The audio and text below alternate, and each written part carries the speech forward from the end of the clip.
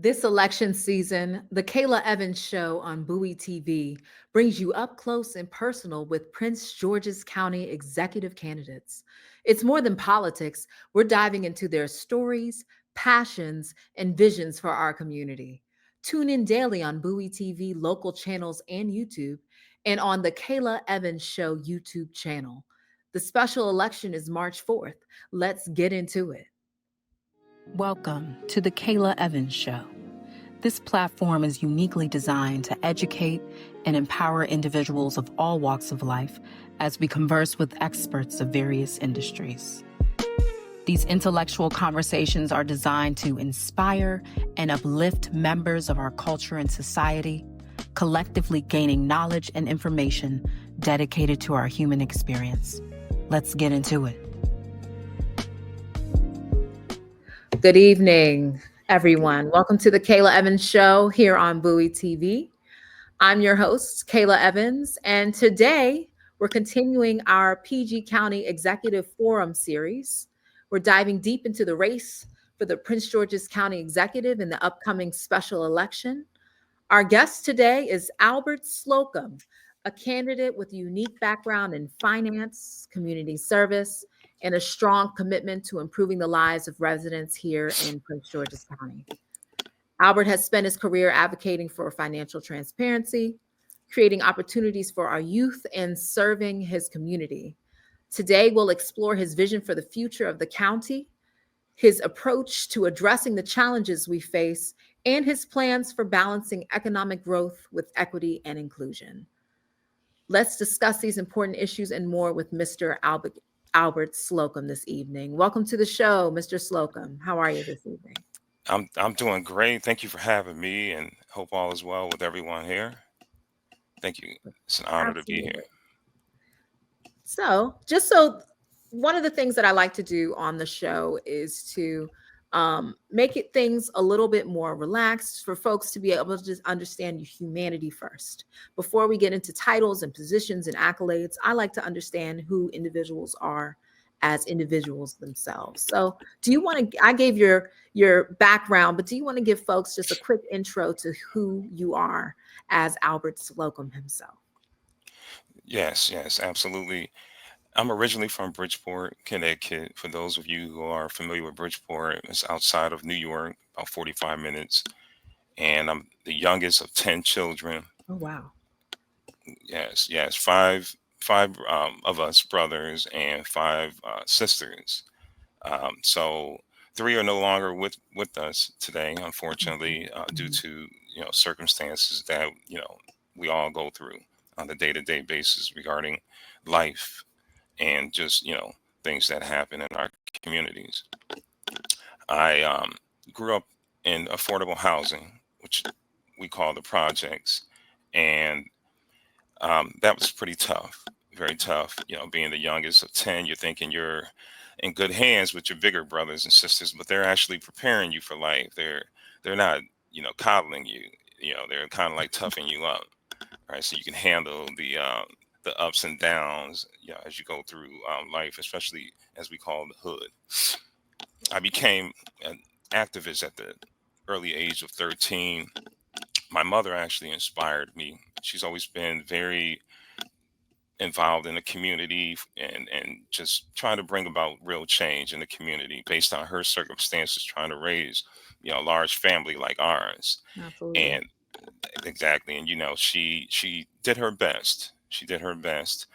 And my older brothers, they worked to earn a living at a very young age, and that's where I got those habits, those good work habits, practices, and early on in life, as far as working at an early age. And I started work around 12 or 13, by the way.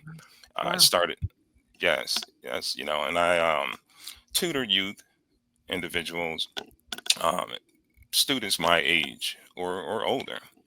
And I loved it because I was able to have real talk with them. I I'm a part of the public school system. I grew up, going to grammar school, public schools, junior high, then high school. I attended Buller Havens Regional Vocational Technical High School, which is a what we call here a trade school, and took up carpentry. I loved it. I saw the love for development at an early age, construction, and I took on a couple of years, building, like actually building properties, and learned a lot. There was, a lot of takeaway with that as far as how people lived compared to those who lived in projects and affordable housing. So that inspired me to move on. I didn't want to do that too long. Instead, I wanted to have like a white collar job, and get the education, further my education. So I went to Howard University, studied finance, and from there I took on other roles within the community as far as food drives and things of that nature, because again, it tied to my experiences and what I've done, and how we lived, and the limited resources that we had. So I didn't want others to have a lack of those type of resources. I wanted to actually give back to my community, and that was in Washington D.C. So I lived in Washington D.C. for several years and worked in various roles in corporate America, from property, hotel, motel management to Mhm. managing a large staff, of managers, directors, supervisors, and I loved it. We were actually building a portfolio, a real estate asset portfolio, and making that actually profitable for the stakeholders. As I moved on with my career, I began to you know get into the financial arena, where it was banking, lending, commercial, retail, and started early on as far as insurance. I helped thousands of people as far as financial literacy, financial education. From there, I worked in various industries, including marketing, sales, production management, mutual funds and securities, where I helped individuals get ready for retirement. Managed about a third of $1 billion in assets, and that gave me the opportunity to become more engaged with the community, shaking hands, talking to people. And when I had that kind of interaction with individuals, as far as young to seniors, I started hearing their stories and didn't know, but that led to my interest and desire to want to know more about what people in the communities were thinking and what they wanted to have a better quality of life. So my political advocacy began at that Mhm. stint, and I basically, took off from that there, and just getting more and more involved and knocking on doors, just for the love of it, and it was part of my community reinvestment initiative as well, for the companies that I for. We were giving back to those communities that were underprivileged and underserved, and I've done that for a number of years. So all in all, I worked in corporate America for about 30 years, and I then went on to pursue my human resource development degree, Master of Arts, at Bowie State University. Um, Bulldog Nations, woohoo, right? Go ahead, Bulldogs. Come on, Bowie State. you know, and I loved it at Bowie. I saw the energy, I saw the brilliance as far as the young minds, and I said, wait a minute, we have some serious human capital resources here. What can I do to tap into this? So I started Absolutely. building exactly, those relationships, and while doing so, I started my own company. My own business was a consulting company, helping out local small businesses, as well as other companies throughout different regions of the state, and provided, acted as a person to go to if they needed any compensation and benefits, advisory services, and if they needed help as far as making decisions from a hiring to a firing or training perspective. I also did something with the county, as far as a piloted initiative in training and development for their senior level management company, for their senior management division department in the county. So I love that as well. It was very interesting. And from there, I ran for county council back in 2018, and we had a wonderful experience again, connecting with people in the communities, and mainly the seniors and youths, and just kind of seeing the different opportunities that were available at their disposal. I felt like there wasn't enough of that, and that also led me to start digging deeper into like what kind of programs we can actually implement that would help help individuals have a better quality of life. I mean, people were, and this is real talk, they were struggling as far as putting food on the table. Mhm. Many people were unemployed, and those that were in school, getting their education, their master's degree, they were having a hard time finding jobs, and I couldn't put my finger on that as to why, because we're here in a predominantly black county, Prince George's County, and people still are having a hard time finding employment, at least you know employment that was sustainable, that would help them pay the bills. So fast forward, I decided, okay, what else can I do for the county that would have a strong impact on the people in the community? And as Right. I Hence why you decided to run for Prince George's County Executive at this particular time. at this point here, it led me to that because the development aspect of it was really a core piece. And development, you know, actually didn't make common sense to me, and I needed to know why. So When I you say decided, the development didn't make sense, what do you mean? there's a lot of hearsay as far as overdevelopment. So I want to know what that meant. And because I didn't see a whole lot of over development, I saw development that did not fit the aesthetics of the community Okay. as far as helping that community thrive, and without displacing the current residents in that community. So I wanted to learn more about that. And I decided to go to NYU and get my Master of Science in Real Estate Development. Learn that, has some projects that I was so happy to, just be involved in New York, part of my curriculum. And I'm still learning, and felt like, hey, I can translate um, that educational experience here to the county some years Absolutely. later. Yes. Now, I want to, since understanding your background in financial stewardship and economic growth and development from the business perspective, a lot of residents here in Prince George's County, understanding that there is a strong presence of affluent Black residents as well, feel as if there's untapped economic potential here, and this area isn't getting enough fair share of business investment compared to neighboring jurisdictions. Um, if elected, how would you help to change that dynamic? What would that look like? Well, with the current client as we know it, it is what it is. We're not going to be able to change it. I think that as your next county executive, we first and foremost need to get a handle on our local economy, our local um, workforce development. And I think supporting the local businesses and giving them the resources like funding, or from a lending standpoint, 0% interest on loans, where they can pay that back over time.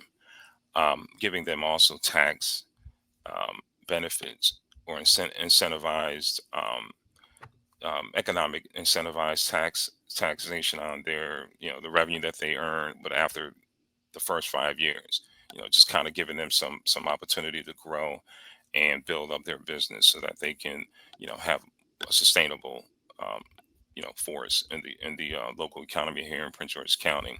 I think that local businesses can, and they are the heart of the county, local economy, and Absolutely.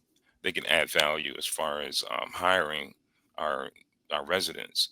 And I call first right of refusal to the residents. Instead of them finding jobs outside of the county, why not work here? So that's one thing that I would do. The other thing is to support our government at the county level, in a sense of creating other viable options where we can have proprietary services or products and generate revenue with that. And we can then hire hundreds, maybe thousands of new employees, and opening up other initiatives, other departments within the county, and that should be self-sustainable. It's kind of like using the United States Patent and Trade Office. Okay. They're pretty much self-generated, right? They generate their own revenue, and then from that they're able to pay for the salaries and wages and compensation benefits. I think we need to have something here in the county, and then That's lastly, fantastic. Hmm. get our communities involved, our fellow neighbors, and really kind of sit down at the table, bring them to the table with their ideas and innovation, and then collaborate on ways that we can pull those ideas and implement them with viable solutions. That's fantastic. And kind of on that same trajectory, understanding where the money is coming into the county and flowing out of. Everyone's talking about the budget, right? Everyone's talking about the deficit in the state budget. And from your financial lens, where do you see the most wasteful spending right now in the county's budget, and how will you ensure that taxpayer dollars are utilized more efficiently? Okay, great question. The majority are the funds are going into education, about $3 billion going into that, and then public safety. I think that, not to say put a cap on any of that there. I think we need to spend more money in those areas, only because we need to identify the source of spending and allocate it where it's going to have a domino effect as far as improving the educational system, for example. Now, $3 billion, I mean, it's a lot of money, and yet we still have challenges within our educational system. I don't think that we're utilizing the funds where they should be. I think they're going somewhere else, or the monies are just not utilized in a smart way, and we're not getting to the root cause of why we're struggling and at the educational level. I think the students there could definitely use better resources as far as world class um, resources, state of the art resources. I think building the schools, that's a great thing, but I don't think we should start from scratch. I don't think that money is going in a place where it's being best used by building from scratch and then creating a new building. I think right now, because of the deficit that we're in, which is over $171 million, we need to reconstruct these buildings, and these buildings that are vacant, underperforming, we need to Okay. reconstruct them and then utilize that money in that sense there. So we'll save millions of dollars, and then look at other ways where the school system is suffering, and then come up with viable solutions to help. That's fantastic. So it sounds like we're utilizing what we already have within the county to restructure and reframework from the inside out. That's right. I want to connect it back to your original statement when you were talking about your background and growing up where you grew up in affordable housing. That's a growing concern everywhere, but also here within Prince George's County. How do you plan to balance economic development and growth while still ensuring that longtime residents aren't priced out of their existing communities? Well, you know, um, cost of living Mhm. is an issue across the country. Here in Prince George's County, it doesn't have to be that. There are areas where we can create affordable living, quality, smart living. But the question becomes, what does that mean to the people who we're actually making it available to, right? So affordable, you're making six figures and you can afford, $600,000 home. Well, that may be affordable for people making six figures or more. But what about the people who are making below the poverty line, Mhm. or who are the working class poor? How can we create affordable housing with that? So to that point, we need to be creative as far as cutting our costs down from a building construction standpoint, and come up with modular and sustainable green development. which cuts our costs and time down so we can build a significant amount of space for people who are living below the poverty line or who are making a certain amount of income, but not quite enough to afford the Mhm. high end pricing of sales of homes. The other aspect is we need legislation. So I will work with the county council to propose a bill that will prevent homes from being sold at an astronomical amount.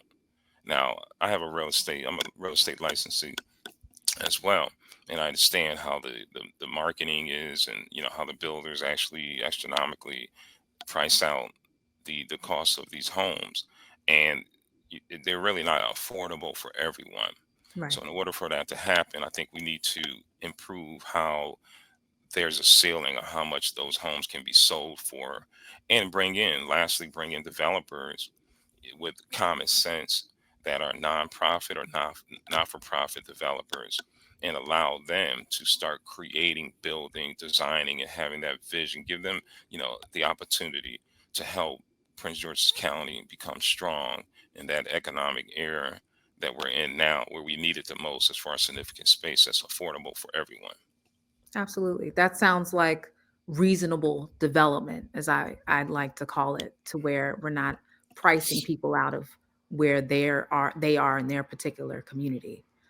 Um, I want to pivot a little bit more now and talk a little bit more about public safety. You said that's one of your priorities alongside um, talking about education. Public safety is a big deal to our residents here in Prince George's County. That's right. Crime, in particularly youth crime, is a major concern for voters, as we know.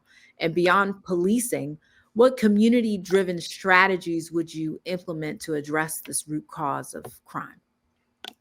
Well, we all know that youth crime is on the up and up, right? There is higher with the ghost guns, having access to those type of, materials that they can build anywhere. And with 3D design and printing, you can actually, have your own homemade gun made at home if you have the right equipment, right? Unfortunately, yes. So I believe that our public safety and the community need to work together, and the parents do as well as the school. Like, we all need to be in this together and really putting our heads together as far as like just keeping a sharp eye on our youths. That's number one, making sure that they're not doing things that they shouldn't be doing, and observing their behavior, observing who they hang out with, their patterns, right? Just kind of policing at home as well as the public safety policing outside of the home. Number two, I think that with our youth crime being at the level where it is now, and other crimes amongst adults and domestic violence, but more so these violent crimes, Hmm.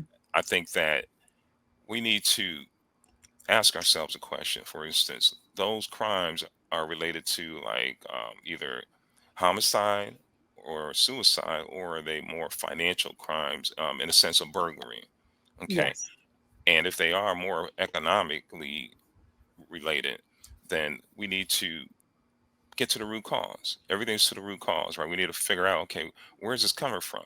And what can we do to solve that issue? Is it creating jobs? Is it creating training opportunities? Is it creating a vocational technical um, institution for high schoolers as well as for adults, after school programs, or night school for adults to get further training so they can do better, right? Because if we do better, then, we're able to be better, and we're able to live better, and we're not looking for ways to try to hustle or make an extra dollar and live that life of crime.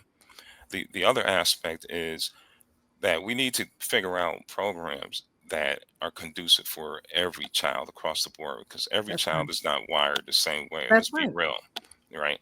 We may have like, the arts for certain type of students. We may have academically inclined programs for, your high, rollers, as far as, those with higher GPAs.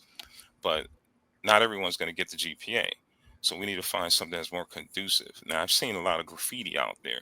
And in my opinion, instead of, chastising that behavior, We need to complement the behavior and That's just right. use a different vacuum for it and redirect that energy to something that they may want to, you know, be transparent with, right? Use their arts, development, their ability to draw and graffiti, and let them express it in a portal or platform on a platform that's conducive, and they get the attention that they are actually looking to get, to Absolutely. affirm their skills, right?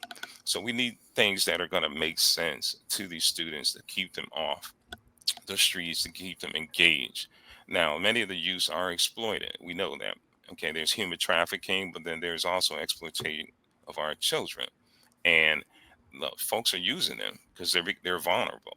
They're desperate. They want to be a part of a family. They want that belongingness, right? Or they want to earn some extra money so they can do the basic things in life.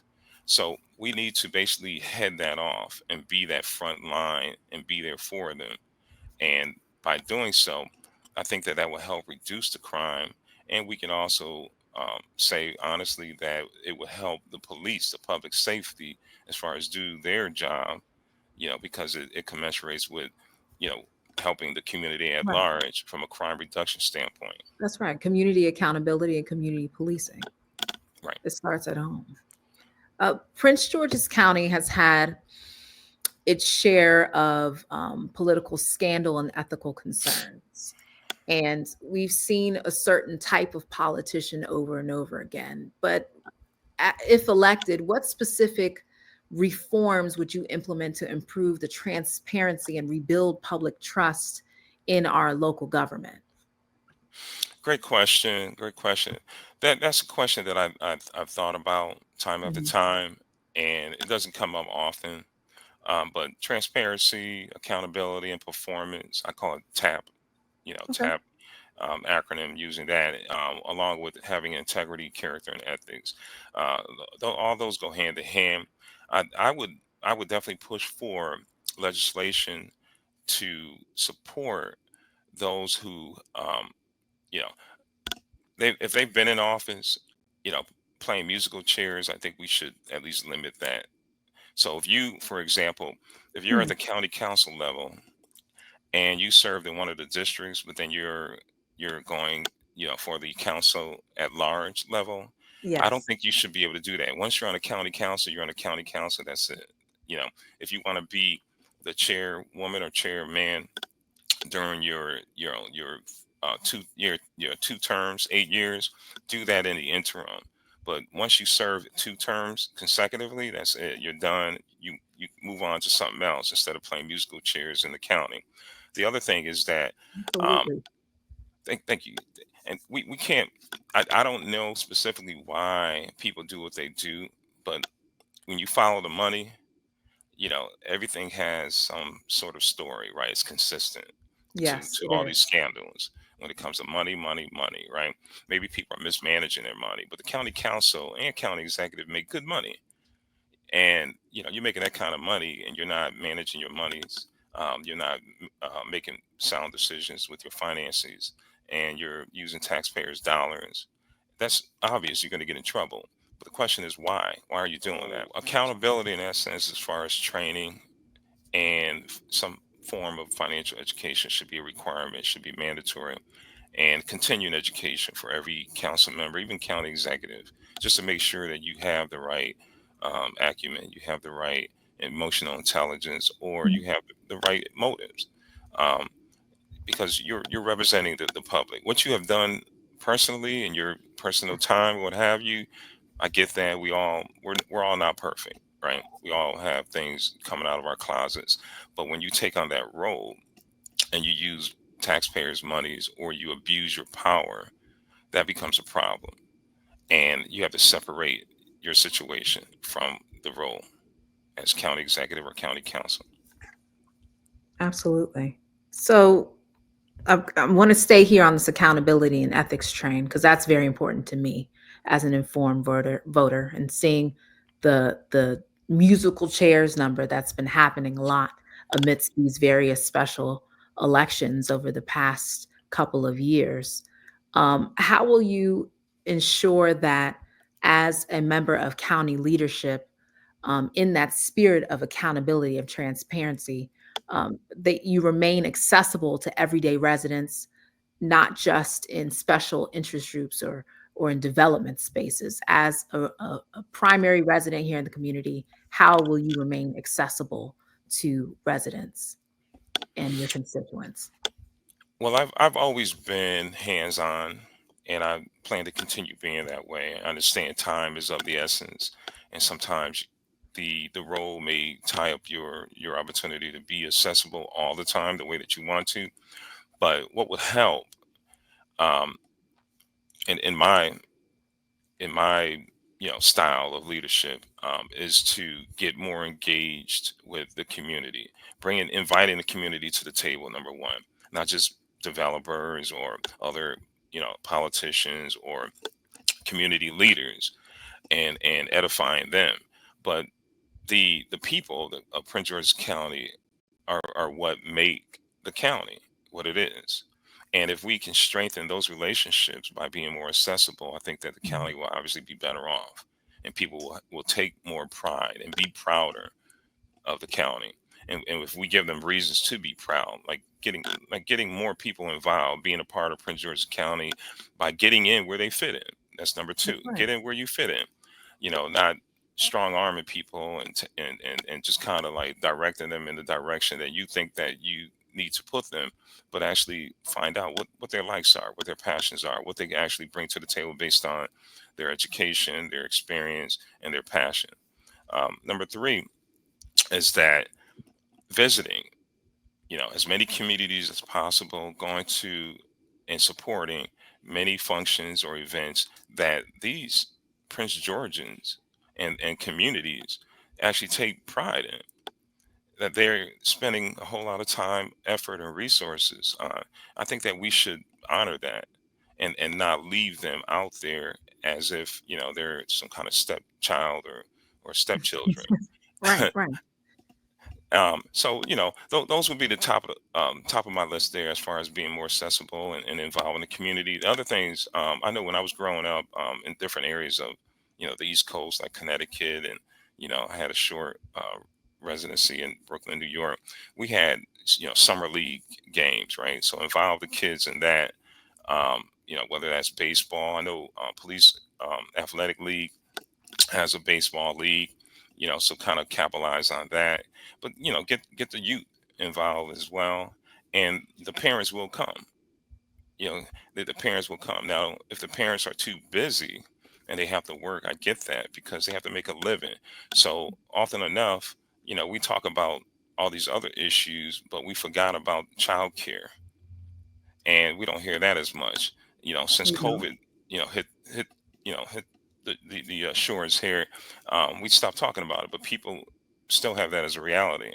And I think that if we help even subsidize childcare, then this will allow parents to be able to work and maybe make their schedule flexible enough where they can get engaged and involved in their children's extracurricular activities. And that's another way that we can actually get the community and the people of Prince George County more involved. absolutely.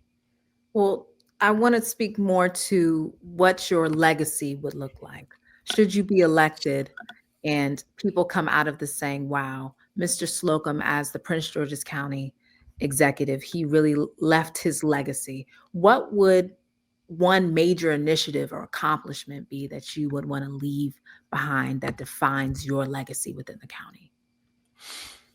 Be united, be proud, be strong. Prince George's County, a place to be. And what that means to me is that I want everyone who either has lived here or want to live here to be a part of Prince George's County because we are economically thriving, because we finally created a central business district Mhm. where larger companies can come in and help support, foster our growing educational system as well, and then creating tens and thousands of jobs, well-paying jobs, along with supporting the local businesses as well at the local economy level. I want to be able to leave a legacy where Prince George County will never be in the red, but we will stay in the black with financial stability, years to come, generations to come, and that people will be thriving in every community, all 9 districts. Now, if we look around, there are certain districts that are, they're booming, they're improving, they're developing, and then there are other districts that are really not doing too well, and they're just staying the same. They're not really growing economically, and a lot of folks are being displaced as a result of cost of living, right, rising. I want to be able to bridge that gap amongst all 9 districts where we're Mhm. working together cohesively and financially. Our fiscal year budget will reflect that strength, and we'll be so proud of that, that we would be an example for other counties and maybe That's right. even other states to come. Absolutely. Absolutely. This is fine. This is fantastic, sir. This is fantastic. Thank you. I want, as we get ready to close the interview, this is one question that I'm asking universally in these very unprecedented, uncertain times. And that is, in the spirit of community and humanity and compassion, what's something that you would leave here tonight with our audience base in just a spirit of hope and encouragement and upliftment, as we approach the special election and beyond? Thank you. Thank you for that question. It's near and dear to me to share with our viewers, with our fellow Prince Georgians, that we should not be entering this election in a divided way. We should be looking at this election as making a wise decision, not a decision based on popularity, Mm. based on who's endorsing the other candidates, or the mail the mailing ballots, right? Just looking at what's popular by name recognition. We should be entering this special election with discernment, with prayer, Mm. because whoever is the next county executive will have a whole lot on their hands and on their shoulders.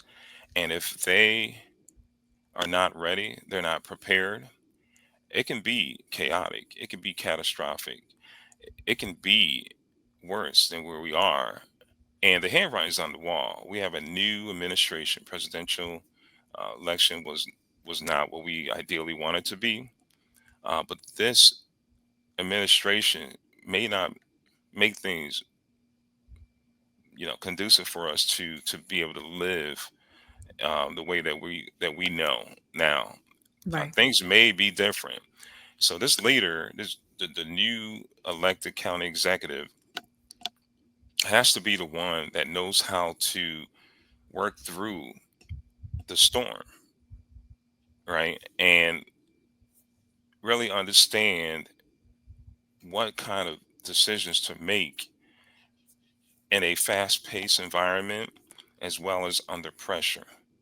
Now, when it comes to making informed decisions, calculated decisions, and delegating matters, as well as utilizing my team building and leadership skills, and bringing more people together, I would be that candidate. And I want everyone that's voting or has not voted or is on the fence and has not made up their mind, or they have made up their mind, there's still time to make a decision, to change your decision, to consider that leader that will fight for you no matter what, that will stick it out, that will stay there, be the first and the last, the first to arrive and the last to leave, and will not leave anyone hanging where we're just kind of doing our own little thing now, and we're separated, we're divided. Because ultimately, people need to understand which candidate will bring people together. People do talk and they do, say things, but action and performance, past performance, okay, those individuals that have already been in office and they're moving to another office, musical chairs, ask yourself, what have they done lately? That's And what real. they've done lately, how has that helped you out? And if they win the elected seat, then what does that mean for everyone else? That's right. So I'm not a politician. I'm not connected or tied to any establishments. I'm for the people because I walked in your shoes and I understand and I empathize for seniors, youths, local businesses, uh, students, teachers, public safety, development, crime reduction. We can mention a number of things, but at the end of the day, I've been through that storm and I've gotten out of it and I can get out of it again. And as your next county executive, I can help the county not only get out of the deficit that it's in, but also stand firm against what's to come. Mic drop. We're going to leave it right there, sir. Thank you so much for your Thank you. time and your engagement and for your transparency and authenticity tonight on this recording. Folks, this is Mr. Albert Slocum. He's here um, as he's running for PG County Executive. How can folks find you online and follow what you're doing on social media? We want to make sure that we have that available. Sure. My website is albertslocum.com. You can find me on Facebook as Albert District 5 Slocum or Prince George's for Slocum. You can find me on LinkedIn. You can find me on Instagram. You can find me on Nextdoor and Twitter. But I'm mainly on Nextdoor, Facebook, and LinkedIn. Absolutely. Well, sir, best wishes to you. Good luck as we prepare for this upcoming special election. Folks, you have all the information you need to make these informed decisions moving into the voting booths. Until next time, thank you, family. Signing off, Kayla Evans. Thank you so much for joining me for another extraordinary conversation today on The Kayla Evans Show. I invite you to stay engaged with me on YouTube, Instagram, and Facebook. Please follow me at The Kayla Evans Show on all social media and podcast platforms. More love, more life, more blessings. Until we meet again.